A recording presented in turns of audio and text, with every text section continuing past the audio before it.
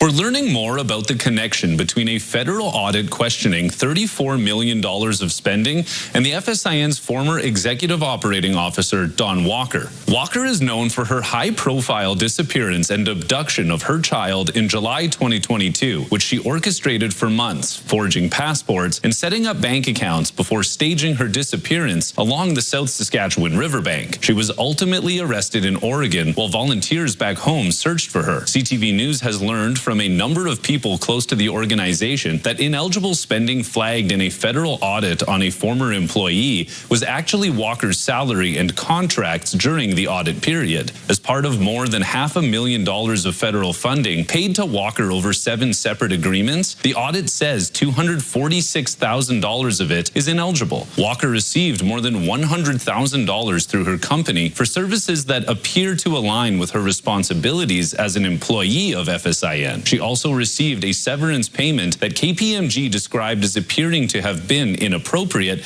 because she was re-employed less than a week after taking the severance. This is all despite Walker resigning prior to being terminated without cause. CTV News reached out to Walker through her legal counsel but did not get a response, and the FSIN did not respond to multiple requests. In a media release, the FSIN did not reference Walker by name but says it handed over proof that some of the former employees' salary was given to her company and says employees can assign salary for things like child or spousal support. The FSIN says a settlement agreement was negotiated based on a harassment matter, but a clerical error resulted in the former employee getting all of her severance and not the deducted amount, an overpayment of roughly $48,000. The FSIN says the salary payment was made under a court order and says it was legally obligated to pay, believing that money cannot reasonably be considered ineligible.